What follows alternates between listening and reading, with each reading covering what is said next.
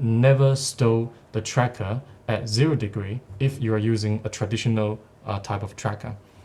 So you can see from here as well, we set like a dash line, the blue dash line, as the stow wing speed threshold, which means if the wing speed in the environment has reached this point, the tracker should not do tracking, but has to go to the stow position. In this case is -30, so it's like a nose down towards the wing. So the tracker will have the highest critical wing speed, and that will keep the tracker safe. Right. Yeah. Wow. So, I mean, what we haven't explained is this is all automated, isn't it? So you don't have to rush out to the wind farm and start turning them all down manually. It's automated. It is automated. So each controller box will do the normal tracking, and the communication box with the anemometer on top, that thing would know like the wing speed situation, and then we'll send a signal to all the trackers to do this auto stow position. Right. Yeah. How long does it take to stow the tracker? That actually depends on the rotating speed. To be honest, I really don't know about this part. Yeah. Maybe a couple of minutes in total. Right. Yeah. So it is one of those things, stowing will reduce production too. So you actually try to stow only when you have to. That's right, yes. Yeah.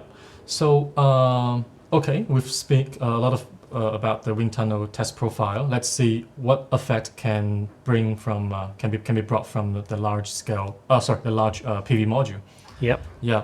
So with a large large PV module, you have like a longer tracker, and as we explained, the tracker will be more unstable.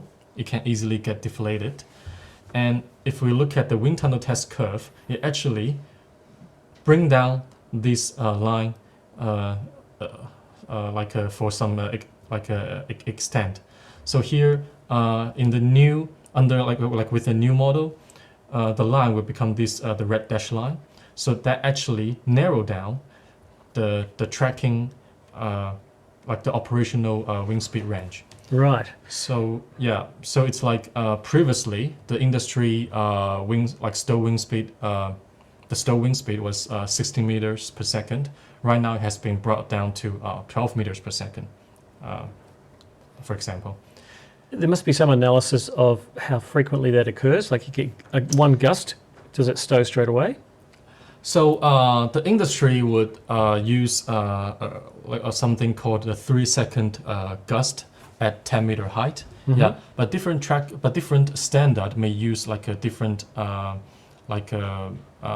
interval to measure. Yeah, so for example, the US standard, they use the 3-second gust, while Canadian standard, they will use the 1 hour average wind speed. So they are quite different, but don't worry, we will use something called a dust curve to do the transformation. So everything can be bring to like a 1 unit. Let's just assume like 3-second gust at 10 meter height. Yeah. I imagine every site has different wind characteristics. You know, if you're inland, it's very different than being on the coast. That's correct. Yes. So yeah, so the wind behavior can be different for different sites. So this effect on tracker can also be very different. Ah, okay, cool. Yeah. Okay. What I forgot to mention is because this is like a V curve. Yeah. So if a tracker needs to be stable, I think the stow position also goes to more steeper like a stow angle. Yeah. If it were like 30 degree, you might want to go like 45 degree. Yeah. So can you imagine what challenge or maybe what risk can this change bring to the solar tracker or the solar panels? Well, you need a stiffer tracker. Exactly. Yes. Of course. Yeah. So maybe let me focus on let us focus on some challenge. So you can see that we identify 3 challenges or maybe 3 risks. Here is especially for solar panels. So okay, there are some like a very maybe scientific terminology, but I would like to conclude it into 3 very simple words. So can I borrow your notebook? Yeah. Yeah. So first is that the panel is easier to get the glamping stability. The what? The glapping. The glapping. All right. So